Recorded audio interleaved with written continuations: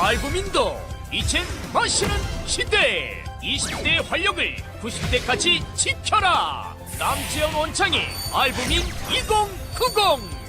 알부민 복합물 무려 25,500mg 제가 직접 원선에 배합했습니다. 매일 지치고 힘드십니까? 피곤에 쩔어 지내십니까? 그럴 땐 단연코 단 하나, 바로 알부민. 남지현 원장이 직접 배합한 알부민 구원량 12,000mg도 아닌 16,000mg도 아닌 용량 폭탄 실현 무려 25,500mg 가득. 엄선된 알부민은 물론 특허 조성물질 2종까지 제가 심혈을 기울여 직접 배합했습니다. 기존보다 용량도 50% 이상 확 늘린 고용량. Welcome to my party, we're just getting started. A life is a dream or a nightmare scarring. Hand me a drink cause I think I'm going all in. Get me 안녕하십니까? 2024년 10월 28일 이종근의 HQ 시간입니다. 월요일이죠. 월요일을 여는 아투TV의 월요일을 여는 남자입니다. 오늘 날씨는 뭐 선선하달까, 덥지 않고 또 춥지도 않고 굉장히 가을 날씨의 느낌이 없습니다. 저는 아침에는 안개가 굉장히 많이 끼어 있더군요. 안개를 보면서 이렇게 생각을 했습니다. 저는 광화문에서 동아일보사 옥상에서 경복궁을 향해서 바라봤는데 정말 자욱한 안개가 끼어서 이제 시계 제로까지는 아니더라도 지금 현재의 우리나라의 지금 앞날이 좀 이렇게 안개가 끼어 있는 게 아닌가라는 생각도 해봤습니다. 범죄자들이 우글대면서 자기네들이 옳다라고 범죄자들 입에서 정의를 외치는 그런 세상, 범죄자들 입에서 공정을 외치는 세상, 범죄자들 입에서 민주주의를 외치는 그런 세상 때문에 더욱더 앞날이 보이지 않는다라고 말씀하시는 분이 많습니다. 앞으로의 앞날이 훤하게 보이려면 이런 구름들, 이런 범죄자들이 만들어낸 양산한 가짜 뉴스와 같은 그런 구름들이 전부 다 개운하게 사라지면 앞날도 환하게 보일 것 같습니다. 자, 2024년 10월 28일 월요일에 들려드린 이종근의 HQ 오늘의 아투로 시작을 하겠습니다. 제가 조금씩 떠듬네요. 자, 오늘의 아투 일면 톱은 일요일에 광화문과 여의도에 오신 분들은 아마 어마어마하다라고 느끼셨을 겁니다. 뭐가 어마어마하냐고요? 바로 시위 인파입니다. 사실 시위라고 표현하면 안 되고 연합 예배 큰 기도회라고 해야 되겠지요. 한국교회 200만 연합 예배 큰 기도회 이렇게 지금 제목이 붙여져 있습니다. 개신교계 임의단체인 한국교회 200만 연합 예배 및 큰 기도회 조직위원회가 주최를 했습니다. 27일에 주최를 했고요. 서울 광화문부터 서울역까지 거리와 여의도 공원 주변 도로에서 건강한 가정, 거룩한 나라를 주제로 연합 예배를 한 겁니다. 와, 많은 분들이 이렇게 얘기하더군요. 광화문에서 시위를 지금까지 봐왔지만 정말 손꼽는 인원이 모였다라고 말입니다. 정말 어저께 광화문에 오신 분들, 종로에 오신 분들 엄청난 인파를 구경하셨을 겁니다. 서울역 뒤부터 시작을 해서 쭉 광화문 쪽으로 향하다가 시청 앞 광장도 꽉 들어찼고요. 또다시 광화문 쪽으로 가다가 거의 광화문 내거리를 지나서까지 연결이 됐으니 정말 많은 인원들이 모였습니다. 이들이 왜 모였을까요? 바로 지난 7월 대법원이 동성 커플의 건강보험 피부양자 자격을 인정하는 판결을 내려서 동성혼의 합법화, 동성혼의 제도화가 이제 곧 시작되는 거 아니냐라는 한국 교계의 우려, 이 우려를 아마도 연합 예배를 통해서 알리려 했던 것으로 보입니다. 이날 연합 예배는 한교총이라고 불리죠. 한국교회총연합. 그 다음에 한장총이라고 불리는 한국장로교 총연합 등 한국교회 대다수와 120개 시민단체가 참여했습니다. 경찰 그러니까 주최 측 추산으로만 보더라도, 서울역, 광화문부터, 여의도 주변 도로까지, 한 110만 명, 온라인 100만 명까지 포함할 경우 총 210만 명이 참여했다고 주최 측은 밝혔습니다. 설교자로는 박한수 목사, 길원평 한동대 석좌교수, 하일리 덕센 독일 본 신학교 총장 등이 나섰고요. 어떠한 내용이냐 하면 건강한 가족을 대표로 하는 연설에서는 7명 아이를 둔 방영진 목사 가족이 나와서 결혼과 출산이 축복임을 설명했고, 서울 아상병원의 정은성 교수는 동성애와 에이즈 감염의 위험성을 강조하면서 차별금지법이 통과될 경우 객관적인 의학 사실을 발표하기 어려워질 것이라고 경고했습니다.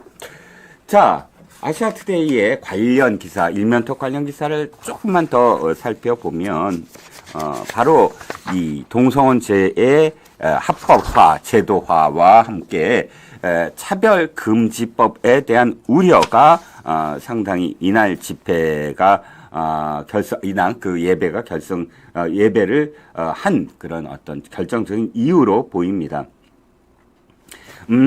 이들이 들고 있는 그런 그 푯말에는 낙태는 곧 생명 파괴요, 동성 커플은 곧 가정 파괴다라는 그런 손팻말을 들고 다들 나왔고요.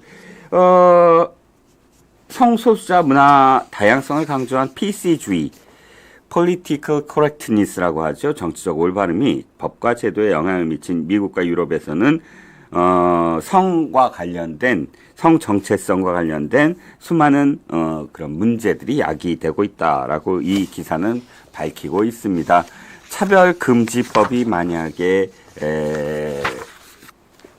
정말 제도화된다면 교회에서 동성혼에 대한 교계의 어떤 그런 설교를 한다든지 이런 것조차 전부 다 법에 걸립니다. 위법한 그런 행위가 됩니다. 그럼으로써 어떤 의미에서는 성경에서 말하는 죄악, 즉 동성애나 낙태 등을 죄라고 부르는 것을 막고 있는데, 이제 하일리 덕센 신학교 총장이 이것을 이와 같이, 그러니까 독일이 원래 이제 차별금지법이 있다고 합니다. 근데 독일을 따라하지 마라라고 경고를 했군요. 자, 일면톱은 어저께 벌어진 한국 교계의 연합 예배 소식이었고요. 사설로 넘어가겠습니다. 사설에선 국감이 어느 정도 다 상임위별로 국감이 다 끝났지요. 이제 남은 것은 겹쳐서 활동할 수 있는 여가위라든지 또는 운영이라든지 이런 세 개의 겸임 그런 아까 그 상임위만 남아 있습니다. 물론 이제 운영위에서는 대통령실을 주로 질문을 하기 때문에 대통령실과 관련된, 특히나 이제 민주당의 김건희 여사의 총공세가 아마 운영위에서 계속될 것 같긴 합니다. 어쨌든 그런 운영위 여가위를 제외하고 다 끝났으니까 아시아투데이는 사설에서 올해 국감을 평가를 했습니다. 제목은 이렇습니다. 정쟁 올인한 역대 최악 국감이다. 차라리 없애는 게 낫다라는 제목입니다. 자, 22대 국회 첫 국정감사가 막말과 의혹 제기, 정쟁만 벌이다가 끝이 났다. 이런 낙제점 국감 차라리 없는 게 낫다. 수백 명의 증인을 불러놓고 질문도 하지 않아 병풍 국감에 맹탕 국감이라는 비판도 나온다. 보니까 400여 개가 넘는 피감기관을 불러다 놓고 그 중에서 약 한 20%도 안 되는 그런 그 퍼센티지의 기관만 약 한 200개 약간 안 되더군요. 안 되는 걸로 기억을 하는데, 어쨌든 그 기관한테만 한마디라도 질문을 하고 나머지 기관들은 전부 다 대기만 하다가 돌아갔다는 후문입니다. 그리고 역시 이제 대기업 총수들, 사실 굉장히 바쁜 사람들이잖아요. 근데 이 사람들을 매년 꼬박꼬박 부릅니다. 그럼 불러서 정말로 국정 운영과 관련된 의견을 묻거나 혹은 문제점을 파악하는 것이 아니라 거의 질문 하나 딱 회장 상황이 누굽니까? 뭐 거의 그 정도 수준의 질문 하나 딱 하고 돌려보내는 일이 비일비재하다고 합니다. 우리나라 대기업에 지금 그 불릴 수 있는, 그러니까 국정감사에 나와서 질문을 받는 것이 사실 굉장히 큰 기업들을 손꼽아서 하지 않겠습니까? 그러면 그 손꼽는 어떤 기업들이 이 CEO들이 또는 총수들이 사실 1분 1초가 돈 버는 아주 아까운 시간들입니다. 투자도 해야 되고 바이어도 그러니까 외국 카운터파트도 만나야 되고 외국 정상들도 만나야 되고 공장에 가서 실제로 그 근로자들을 격려도 해야 되고 진짜 10분 초가 바쁜 사람들인데 불러서 대기하고 남의 질문 받을 때 계속 대기하다가 자기 질문엔 거의 한마디 뚝 묻고 그냥 지나가고 이런 일들이 비일비재하다 보니까 이 대기업이 대관 업무라고 하죠. 국회에 관련된 어떤 업무를 하는 대관 업무자들이 수시로 로비를 한다고 합니다. 이게 관행이었어요. 어떻게? 그러니까 각 의원실을, 가까운 의원실이나 어쨌든 의원실에게 찾아가서 뭐 뇌물을 줘 그렇지만 어찌됐든 과일도 주고 뭐 밥도 사주고 옛날에, 지금에 그렇게 하면 큰일 나죠. 그렇게 하면서 우리 총수 좀 빼달라, 자료 좀 적게 제출하게 해달라, 이렇게 합니다. 그러면 진짜 9월 한 달은 정말 전념해서 무엇인가를 할 수 없는 달이 되어버려요. 또 더군다나 이 국회의원실에서는 뭐 쓸데없는 그런 자료들 모두 다 그냥 탁탁 내라고 종용만 합니다. 국회에서 내라고 하는 것을 내지 않았을 경우는 사실 처벌이 뒤따르거든요.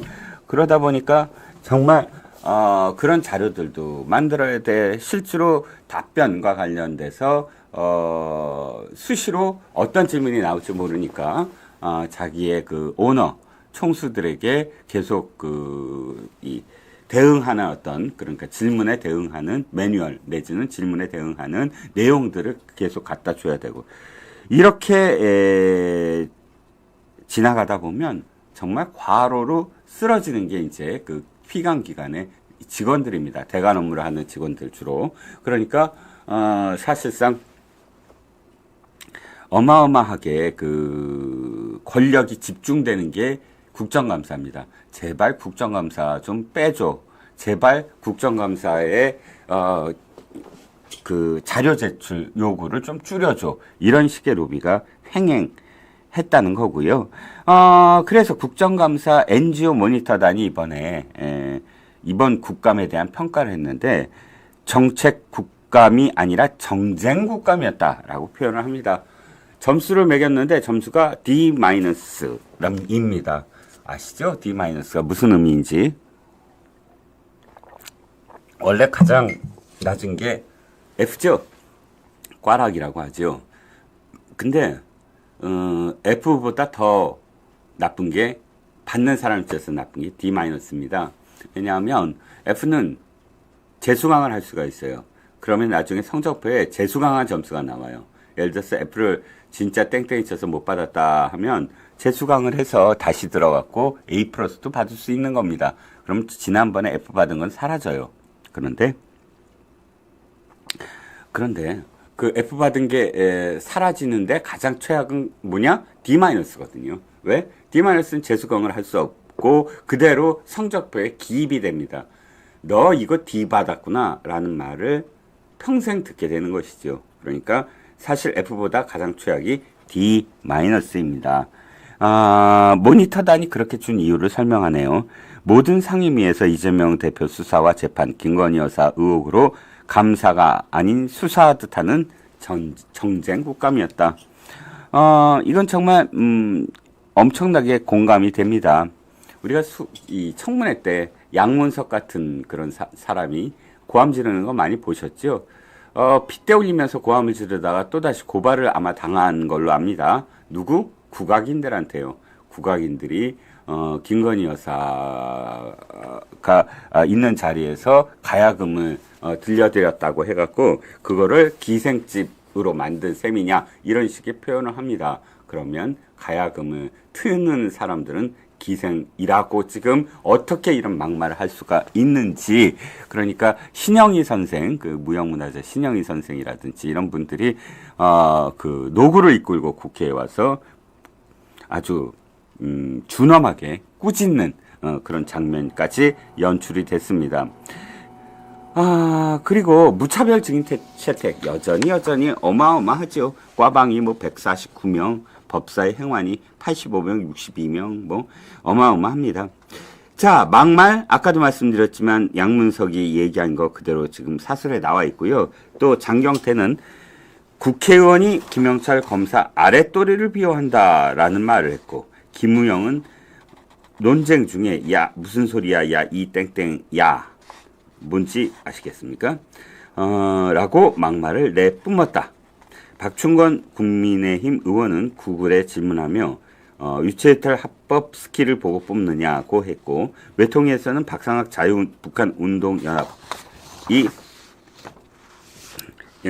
나와서 완전히 그냥 박상학 자유북한운동연합 대표를 피의자처럼 완전히 몰아붙여서 눈살을 찌푸리게 만들었다는 후문입니다. 정청래와 최민희 얘기 기가 막히죠? 자기네들은 위원장으로서 사실 회의를 중재하는 권한이 있지만 본 상임위의 해당 위원들보다 어마어마하게 많이 자기신들이 말을 많이 했다는 겁니다. 최민희와 양문석은 아마 전체 시간에서 약 한 4분의 1 이상을 차지하고 자기네들이 직접 그러니까 질문을 해댔다라는 게 또 비판의 대목이지요.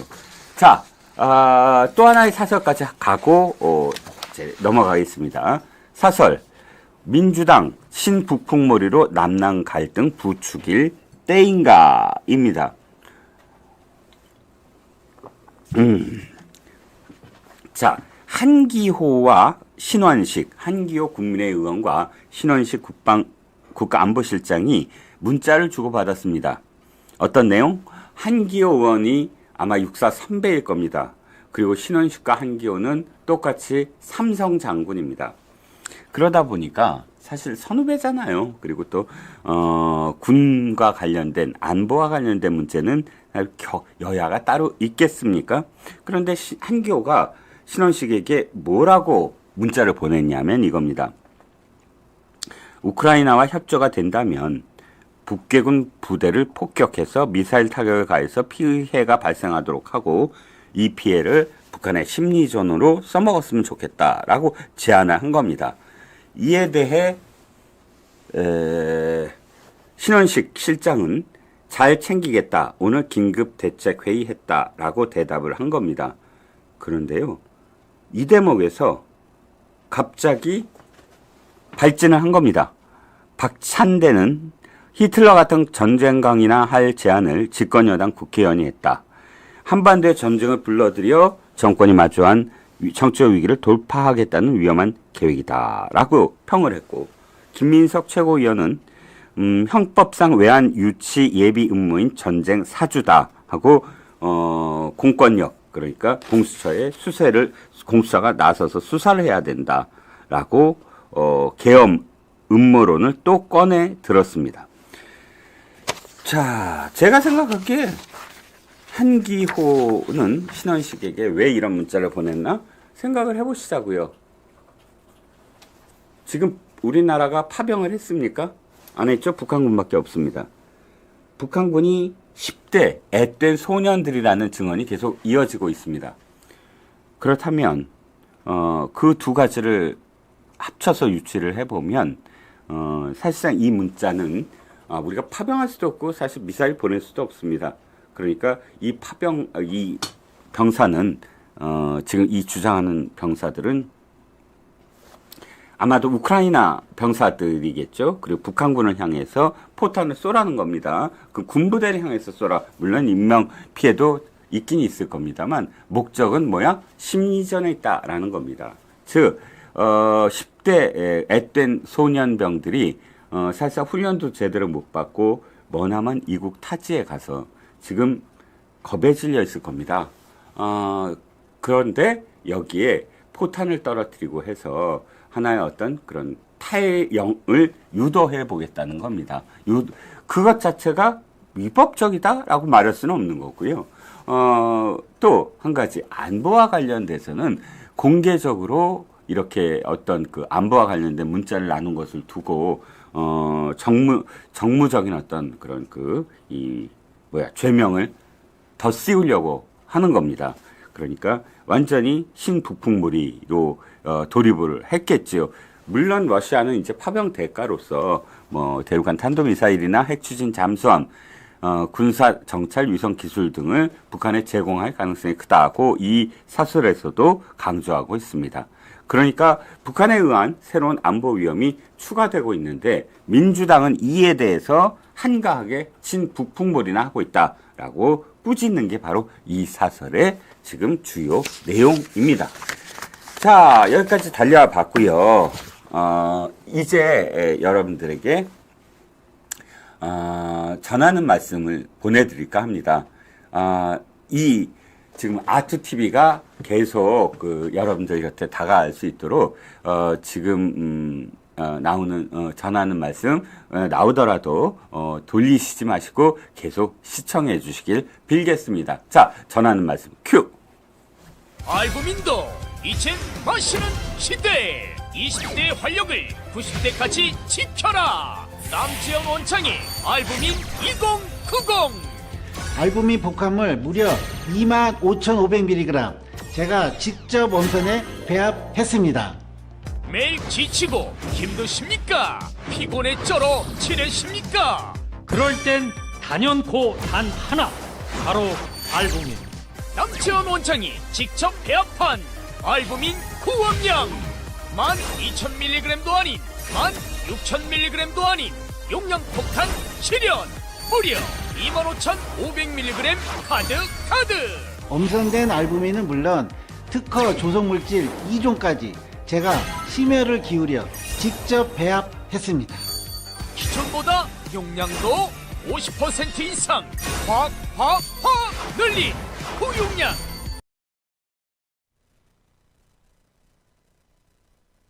전하는 말씀 잘 들으셨습니까? 바로 알부민입니다. 우리가 아투TV가 계속 여러분들 곁에 더 널리 퍼질 수 있도록 이렇게 광고도 들어오면 여러분들이 좀 호응해 주셨으면 하는 부탁을 드립니다. 그런데 이거에 그냥 알부민 뭐 많죠, 시중에도. 근데 마시는 알부민이라고 하고요. 환절기잖아요. 굉장히 많은 분들이 기침도 많이 하고 하시는데 면역력, 건강 관리를 위해서는 참 좋은 그런 상품으로 보입니다. 또 복용하는 그런 방식이 굉장히 편하다고 합니다. 쉽게 마시고 빠른 효과를 본다. 남재현 원장 텔레비전에서 많이 보셨을 겁니다. 알부민은 간에서 만들어지는 혈관 단백질 성분인데요. 나이가 들수록 체내에 알부민이 감소하게 된다고 합니다. 마시는 알부민은 근육량 증가, 면역 증진, 염증 억제에 도움을 주는 로얄 젤리 분말과 아르기닌 성분 그리고 비타민과 아연까지 들어있다고 합니다. 평소 피로함을 자주 느끼시는 분이나 술자리나 야근이 잦으신 분들 참 도움되실 것 같고요. 아투TV 구독자분들을 위해서 단독 특가 이벤트도 준비되어 있습니다.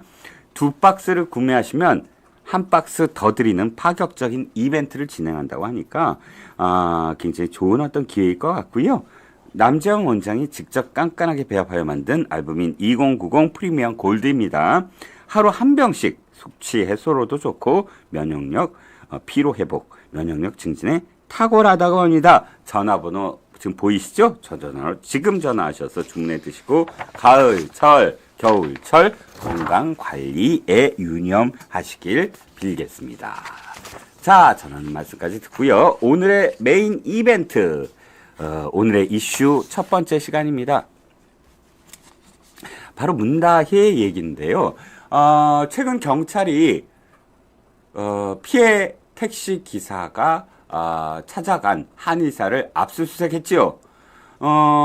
짐작하시겠지만 그 압수수색의 이유는 바로 특가법상 위험운전 치상죄를 적용할 것인가에 대한 그런 그 판단의 근거, 즉 이 피해자가 자연적으로 치유될 수 없을 정도의 부상을 입었느냐 아니냐, 이게 굉장히 중요합니다.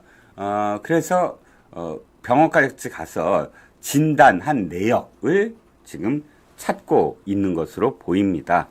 그런데 문제는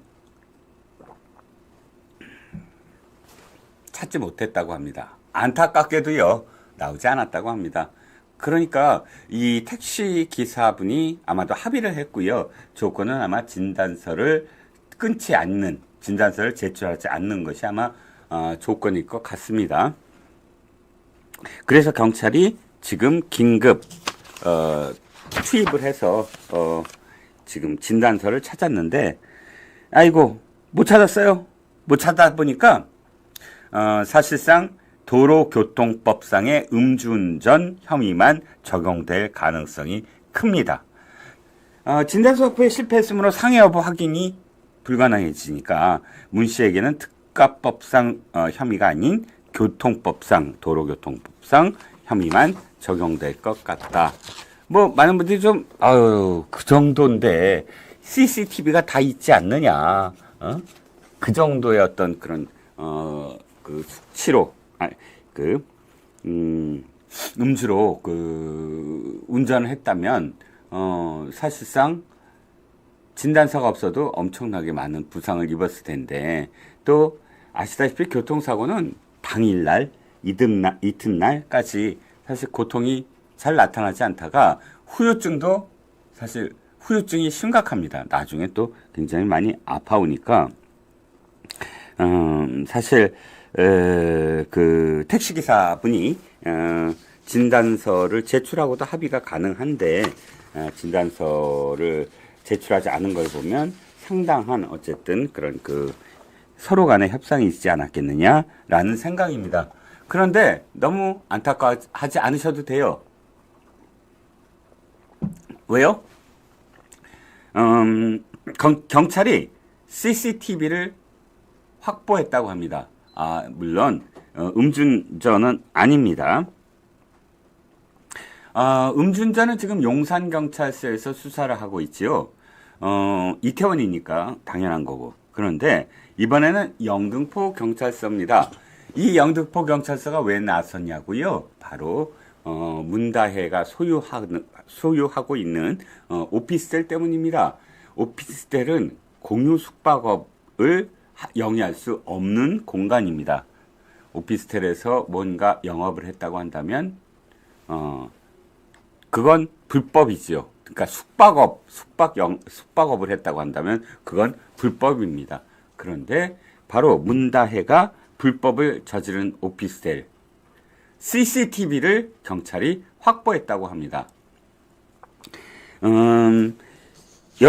영등포 경찰이 실제로 영업 목적으로 투숙객이 들었는지를 확인하기 위해서 이렇게 지금 그 CCTV를 확보했다고 하는데, 중요한 건 포렌식으로 다 들여다보기도 전에 의문의 여인 한 사람이 발견됐다고 합니다. 그곳을 계속 드나든 사람인데요. 중년 여성 A씨가 오후 3시쯤 홀로 차를 타고 건물에 도착해서 문씨 소유 오피스텔 안으로 들어간 뒤 1시간이 지난 후 오피스텔 안에서 짐 여러 개를 들고 나와 일부는 쓰레기통에 버리고 나머지는 차에 실어가는 장면을 지금 경찰이 찾아낸 겁니다. 이 A씨는 지금 문다혜 씨의 부탁을 받고, 지인이라고 합니다. 서로 문다혜 씨의 부탁을 받고 이곳에 어떤 그런 청소라든지 정리를 도와주는 그런 역할을 했나 봅니다. 집기 관리를 했다. 청소부 등으로 고용된 관계는 아니고 사회에서 만난 지인이다. 계절이 바뀌니 문 씨가 이불을 교체해 달라고 해서 간 것이다. 해외에 나가 있을 때는 종종 물건을 갖다 놓아 달라는 등의 부탁을 받았다라고 말했다고 합니다. 자, 이것을 보면서 또 저는 기가 막힙니다. 해외 나가 있을 때 언제입니까? 태국입니다. 태국에 있을 때 다 시킨 거지요. 그런데 문다혜는 지금 아시다시피 청와대에 있는 공무원들을 집사처럼 부려먹었어요. 김혜경과 닮은 꼴입니다. 김혜경도 사실상 온갖 그 공무원들을 그대로 자기의 시녀처럼 또는 시종처럼 부려먹었지요. 근데 문다혜 역시 마카합니다. 양이네스, 유성화 이런 사람들 이름 또다시 제가 거론합니다. 아시죠? 청와대 직원들이었습니다. 이 사람들을 압수수색하자 뭐라고 그랬죠? 문다혜가 SNS를 통해서 펄쩍펄쩍 뛰었습니다. 지인이 보내준 돈을 범죄시하느냐. 여기서의 지인이 참 애매했습니다. 아시다시피 청와대에 있는 직원들은 가족의 직원이 아니거든요. 국민들의 직원입니다. 물론 명령 지휘 계통은 대통령실에 있지만 대통령한테 있지만 이 사람들은 문다혜나 김혜경이 시키는 대로 하지 않을 권리가 있습니다. 나의 업무 매뉴얼에 지자체장의 부인의 시중을 들라는 말이 없습니다. 이것도 마찬가지입니다. 대통령도 대통령 딸이 뭐 집기를 이리저리 옮기라는 어떤 지시를 청와대 직원들한테 내릴 수 없는 겁니다. 그런데 한 사람도 아니고 유성화도 청와대 직원이었죠. 이 사람들을 동원해서 알려졌죠. 바로 이 관리, 그러니까 실질적으로 뭐 비품을 놓고 하는 관리는 이 A씨가 하고 거기에 나온 수익은 걷어서 바로 양이네스가 3차례에 걸쳐서 보내줬다는 돈, 계좌 압수수색을 통해서 발견한 바로 그것, 그 계좌, 그 돈, 그게 바로 이 오피스텔에서 벌어들인 수익들이었습니다. 그런데 제가 아까 CCTV의 의문의 여인 이렇게 말씀드렸죠. 문다혜의 지인은 어디까지인가? 문다혜는 지난번에 지인이 양이네스, 유성화를 지칭한 거였습니다. 아니 그 사람들이랑 나랑 돈거래한 거랑 무슨 상관이 있어? 하지만 그들은 문다혜의 직접적 지인이 아니죠. 문재인 대통령의 참모일 뿐입니다. 그런데도 불구하고 이 자는 지인이라고 아예 못을 박았죠. 이번에 옷을, 그러니까 이불을 가져다가 뭐 바꾸고 하는 이 A씨도 지인이라고 지금 이야기하고 있습니다. 그러면 도대체 문다혜의 지인은 어디까지인가를 지금 생각을 해야 되고요. 저는 오늘의 뉴스 중에 가장 지금 중요한 뉴스라고 생각하는 게 바로 지금 말씀드린 겁니다. 그러니까 CCTV를 확보를 했으므로 어떠한 영업 형태로 도대체 그 영업을 했는지. 금수저 맞잖아요. 흑수저는 10억 정도의 그 재산을 형성하지도 못합니다. 그리고 이 문다혜가 참 나쁜 건 준법 정신이 눈꼽만큼도 없다는 것과 그 다음에 집이 2채나 있음에도 불구하고 청와대에 가서 국민 세금을 축냈다는 것입니다. 그런데도 불구하고 아직도 부끄러울 줄 모른다는 것이고요. 그래서 문다혜는 앞으로 어떻게 될 것인가? 일단 첫 번째는 이번 주 내로 검찰에 소환됩니다. 지금까지 말씀드린 건 경찰이었습니다. 검찰 바로 전주지검에 출두를 해야 됩니다.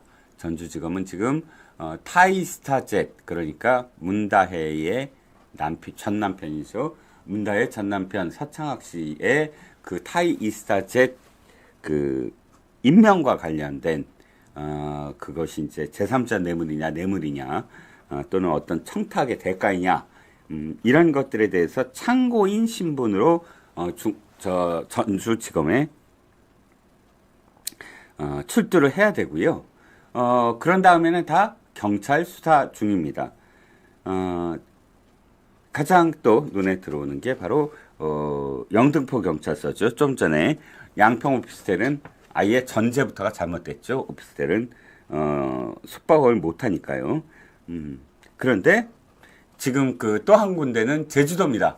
제주도 별장 운운을 하면서 거기에 그 투숙객이 묵게 하고 그 임대 수입을 짭짤하게 걷어갔는데 바로 그것도 아무런 등록을 하지 않은 곳이라고 밝혀졌습니다. 그러면 등록을 하지 않았다, 세금을 탈루했다, 세금을 착복했다라는 것이고요.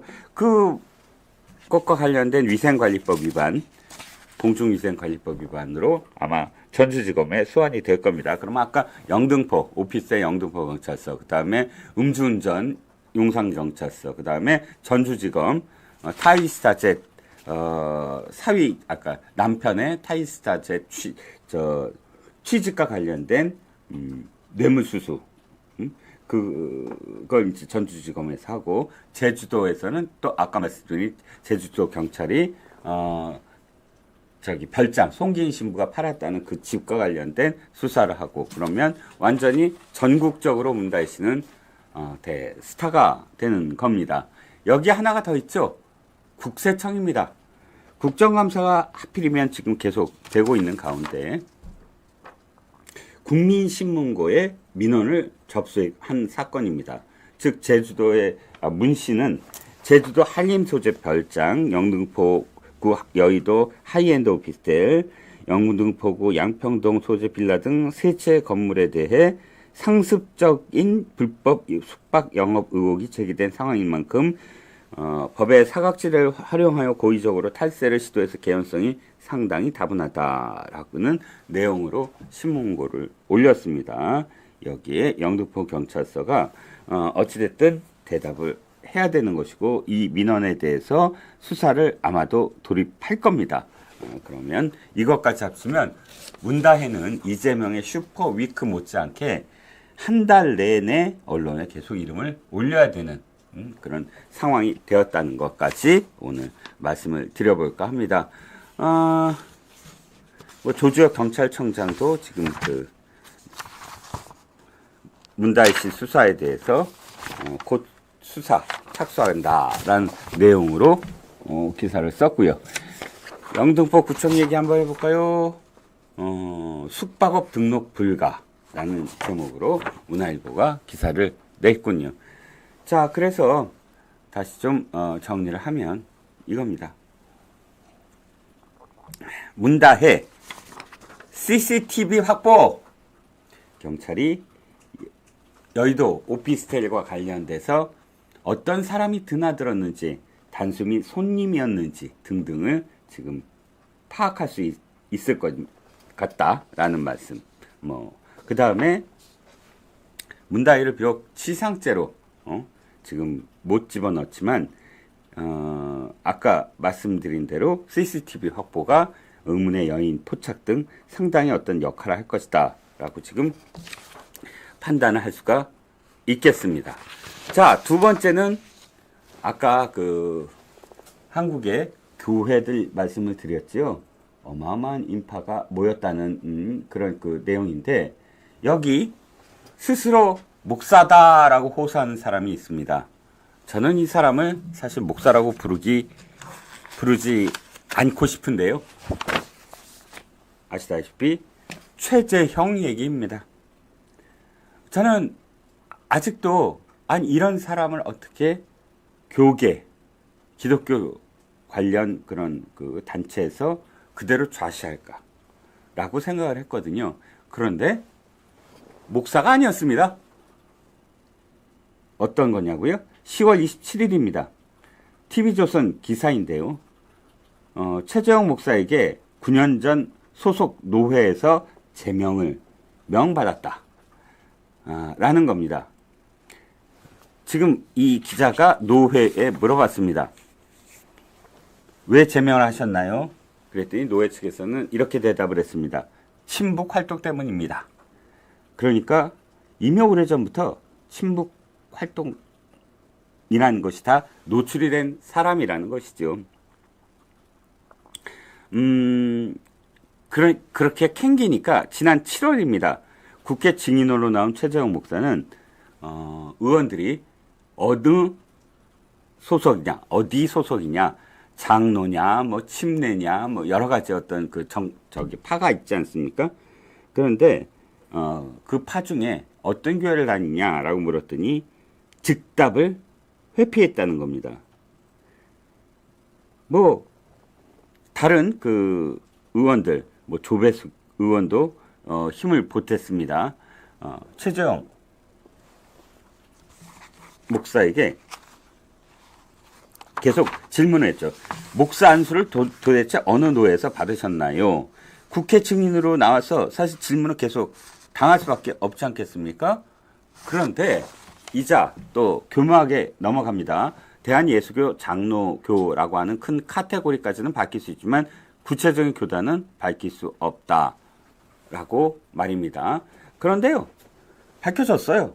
TV조선이 확인한 결과 이 사람은 대한예수교 장로회 남가주 노회로 노회장을 찾아내 물어보니 최재영은 이미 소속 노회로부터 제명된 상태다라는 대답을 들었다는 겁니다.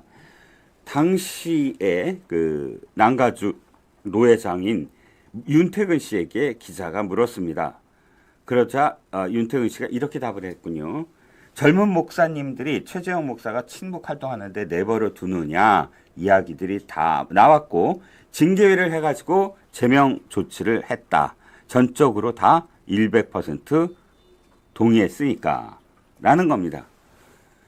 자, 이제 밝혀졌습니다. 최재형은 정말 그 노회에서도 쫓겨날 정도로 지금 이 친북 활동을 벌인 겁니다.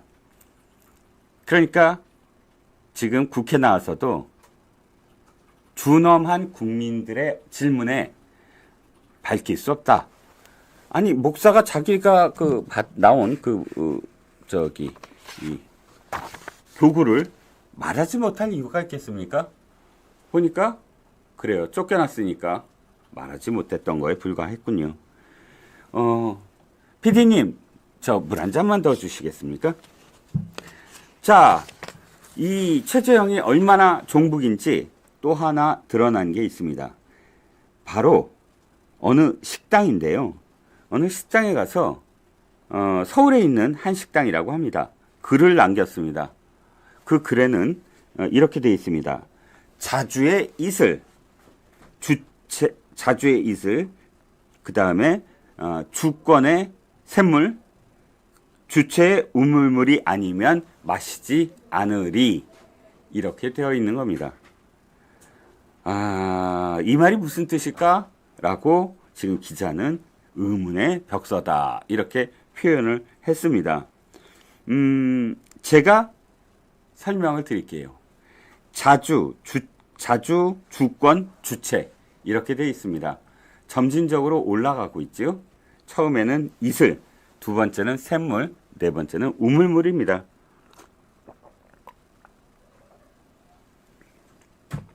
이슬이 모여서 샘물이 되겠죠. 샘물이 모여서 저장되면 그게 우물물이 되겠죠. 그러니까 주체 사상입니다.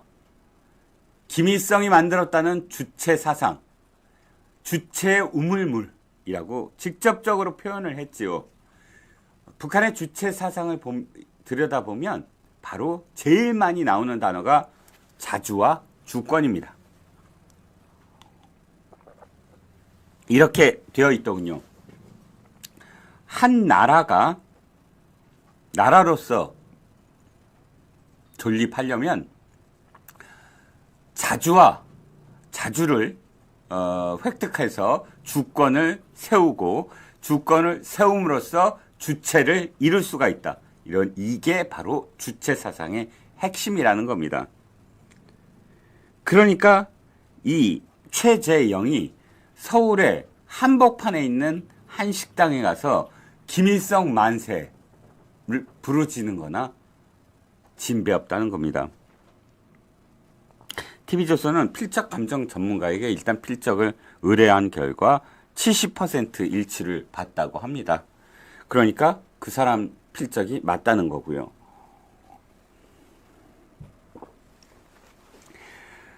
기가 막힙니다. 아니 어떻게 서울의 한복판에 한 식당에 가서 김일성 만세, 김일성이 만들었다는, 김일성이 만든 건 또 아니겠지만 어쨌든 주체 사상을 두고 버젓이 이렇게 찬양하는 글을 남겼다는 것. 근데 사실 최재형은 알고 보면 그것만이 아닙니다. 주권TV, 주권방송, 여기도 주권이 나옵니다. 잘 기억하십시오, 시청자 여러분. 자주라는 말을 많이 쓰거나 주권이라는 말을 많이 쓰면 주체 사상에 물든 자의 가능성이 대단히 높다는 겁니다. 주권방송에 출연해서 바로 신천이라는 곳, 황해도 신천이라는 곳을 설명을 합니다. 신천에는 방공호가 있는데, 지하 방공호가 있는데, 이 지하 방공호에서 미군이 3만 명이 넘게 주민들을 학살했다 라고 이 목사는 주장을 합니다. 최재형이 주권방송에서 한 얘기를 제가 짧게 좀 소개를 해볼게요. 6.25 전쟁 중에 미군에 의해서 처참하게 학살되고 비극적 죽음을 맞이한 역사적 자료들과 실제 유물들을 머리카락, 비녀, 신발, 옷 등 학살당하신 분들의 유품도 함께 전시를 했다라는 것입니다. 사실 진실이 아닙니다. 진실은 인민군이 학살했다는 겁니다. 그 인민군이 학살한 만행, 그 증거는 굉장히 많습니다. 그런데 이 김일성 일가는 적반하장으로 미군이 했다. 미군이 3만 5천 명을 학살했다라고 하면서 이 신천에 박물관을 만들어서 반미 사상 교육 장소로 활용을 하고 있는 겁니다. 그러면서 이 최재형은 이렇게 비유를 합니다. 나치의 다른 나치다. 즉 미군은 나치다. 미국의 대통령은 히틀러다. 라고 주장을 합니다. 그러면서 이 최재형은 뭐라고 얘기하냐면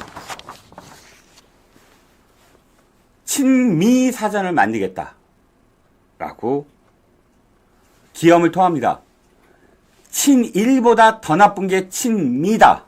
라고 얘기하면서 친일파는 그동안 그래도 많이 단죄를 했는데 친미는 일반 국민들이 좋게 봄으로 그냥 건드리지 못하고 있다. 그렇기 때문에 친미파들이 친일파보다 더 나빠서 친미 인명 사전을 만들겠다라고 지금 기염을 토하고 있는 거지요.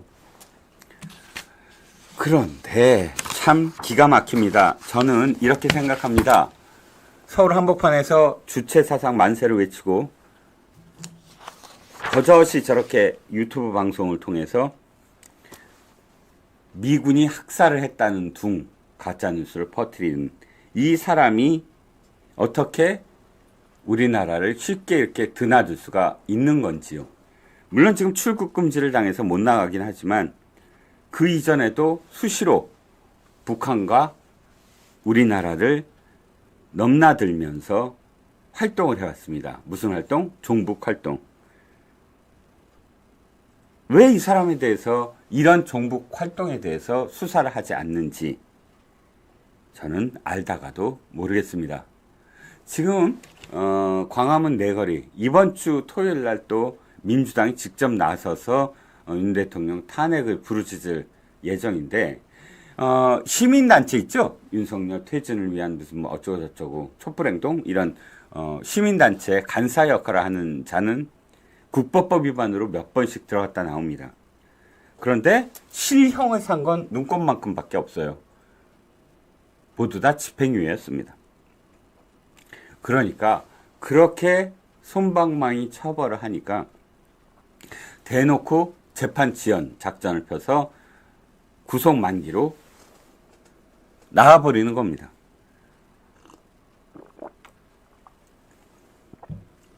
보세요. 최재형은 재미종북학자 김웅진과 같은 활동을 했다라고 월간조선에서 지금 파악을 해서 기사를 쓰지 않았습니까? 이 김웅진이라는 자는 컬럼비아 대학교 공대 교수인데 정말 북한 정권 맹추종자로 알려져 있지요. 이 김웅진 교수 같은 사람이 최재형이라는 사람과 함께 활동을 한 걸 보면 최재형이 얼마나 빨간 색깔인지 이제 아실 겁니다.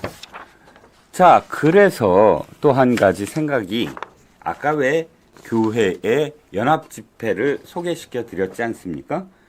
그런데 그야말로 교계가 직접 나서서 이걸 해야 됩니다. 친북 종북 세력의 교계 침투를 막아야 한다라는 겁니다. 최재형 같은 자가 목사라고 호소하고 주장하면서 사실상 기독교를, 개신교를 지금 모욕하고 있다라고 생각을 하거든요. 원래 북한은 이 기독교의 어떤 뿌리가 굉장히 깊은 곳입니다. 일제강점기 이전부터 시작이 돼서요. 오산학교를 중심으로 또 평양을 기반으로 해서 기독교 운동이 굉장히 활발했던 그런 지역입니다. 그런데 정말 기독교계가 분노해야 될 것은 최재형의 바로 이런 대목이 때문입니다. 북한을 수시로 드나들던 최재형은 북한엔 종교의 자유가 보장되어 있다라는 겁니다. 그런데 이렇게 주장을 하죠. 북조선 사회는 분명히 헌법에 종교의 자유가 철저히 보장되어 있으며, 아니 헌법에 보장되어 있다고 해서 진짜 보장을 합니까? 그 보장이 그 보장입니까? 헌법에는 정말 어마어마한 내용들이 다 실려 있어요. 북한 헌법에. 종교의 자유가 뭐 보장되어 있다고 헌법에 쓰여 있다고 종교의 자유가 있다라고 얘기합니까? 그건 서로 다르잖아요. 명문화시켜서 종교의 자유가 있다라고 써놓은 것이 실제로 그 나라에 종교의 자유가 있는 것과는 다른 것이죠. 그러니까 종교의 자유가 있다는 걸 그 나라의 헌법에 종교의 자유가 있다라고 써져 있는 것 때문에 그 나라에는 종교의 자유가 있다라고 이야기하는 논리적으로 우를 범했다는 거고요. 절대 북한 사회는 종교를 억압하거나 핍박하지 않는다. 저 많은 자료를 봤습니다. 기독교인이라는 이유만으로 북한의 정권에 의해 학살된 사람들을 말이지요. 또 최재형은 이렇게 얘기합니다.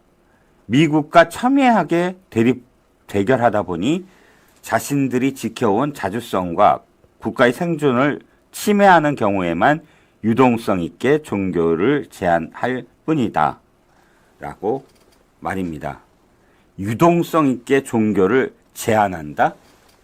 이게 바로 종교의 자유가 없다는 겁니다. 종교의 자유라는 것은 고무줄처럼 늘렸다 줄였다, 변검처럼 얼굴 색깔을 이렇게 바꾸고 저렇게 바꾸고 그렇게 하는 게 종교의 자유가 있는 것이 아닙니다. 종교의 자유란 유동성을 뛰어넘어야 됩니다. 이랬다 저랬다 하는 게 유동성이거든요. 이렇게 공산주의 국가가 종교의 자유를 억압하는 것을 거꾸로 미화시켜서 아니다, 헌법에 보장되어 있다, 그리고 북한 사람들은 종교를 갖고 있다 그래서 탄압받지 않는다. 잠시 유동성 있게 제한할 뿐이다. 라고 주장하면서 북한을 찬양하는 이 최재영 목사라는 사람. 물론 남가주 노회에서 제명당했지만 그럼에도 불구하고 저는 기독교계가 나서서 언론에 정정보도를 요청해야 된다고 봅니다. 지금 최재영, 한기호가 왜 나오니? 최재영이라는 사람의 직함에 목사라는 걸 빼시오. 그런 사람은 목사가 아닙니다. 라고 말입니다. 각 언론사가 아직도 최재형 목사 하잖아요. 그것만입니까? 최재형은 김정은이 수령이 된 것을 이렇게 얘기합니다. 혈통 때문에 김정은이 국가의 수반이 된 게 아니다. 능력이 있기 때문이다. 그가 능력이 있기 때문에 북한 주민들이 그를 영도자, 지도자라고 칭송을 하는 것입니다. 라고 최재형은 주장을 합니다. 그래서 김정일 옆에 있는 김정은에게 정말 빨리 승계를 해야 된다라고 김정일 위원장에게 읍소를 했다는 그런 이야기들을 지금 최재형은 하고 있는 겁니다. 그래서 저는 오늘 그 노회에 제명되었다는 소식이 일단 눈길을 끌었다고 생각을 합니다. 목사라는 그런 껍데기 안에 숨겨진 이런 종북 활동가. 그 정도면 굉장히 제가 정말 높임말을 써줬네요. 종북 활동가. 어쨌든 이런 정말 뿌리 깊은 종북 활동을 한 사람이 목사운운하면서 또다시 세상을 좌지우지하지 않는 그런 세상이 빨리 오기를 기원하겠습니다. 자, 1시간 동안 달려봤는데요. 오늘 아마도 많은 분들이 또 백서 얘기를 계속 올리시는 것 같습니다. 백서에 대해서 한마디 해주세요 라고 어떤 분이 아까 또 말씀을 하셨더군요. 서인길 님이시군요. 총선에서 공개됐는데 눈병 부탁드립니다. 총선 백서라고 써져 있네요. 제가 제대로 못 읽었습니다. 일단 총선 백서는 팜플렛이나 이런 게 아닙니다. 저는 그 형식 자체가 대단히 눈에 좀 찌푸려졌어요. 무슨 대기업의 애니얼 리포트 보는 느낌? 대기업 사보를 보는 느낌? 그랬어요.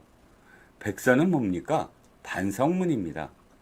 반성문을 누구에게, 국민들에게 제출을 하는데 거기에 만약에 포장 하드카바로 하고 빨간색, 파란색 리본을 달고 반성문이니까 읽어주십시오.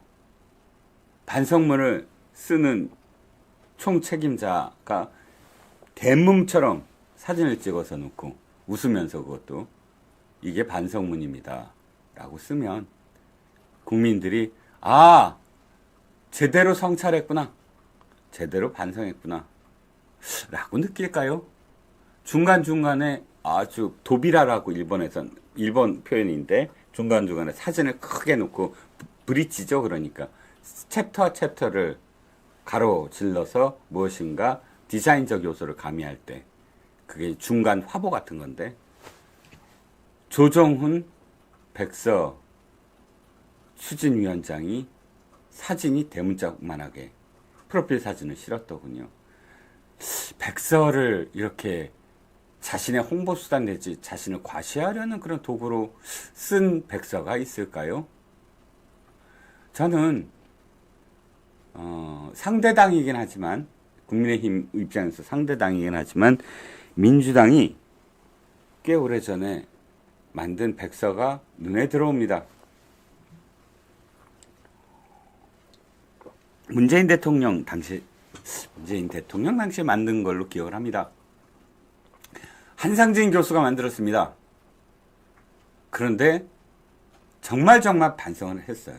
반성문이 줄줄이 들어가 있습니다. 586 운동권이 되게 반발할 내용이었어요. 민주당은 운동권 정당이다. 로 시작이 됩니다. 더 이상 학생운동 하듯이, 노동운동 하듯이 정당을 운영하지 않아야 국민들의 선택을 받을 수 있다. 라는 게 그 백서의 요지였습니다. 그런데 이번 국민의힘 백서를 보면, 다 같이 냉정하게 진단하고 냉정하게 분석했으면 했는데, 아직도 특정 어떤 세력이나 특정인이 잘못했다라는 식으로 서술이 되어 있더군요. 반성은 모든 사람이 반성을 해야 됩니다. 모든 사람이 다 함께 책임을 져야 되고요. 그러니까 사람 위주로 누가 잘했다, 잘못했다.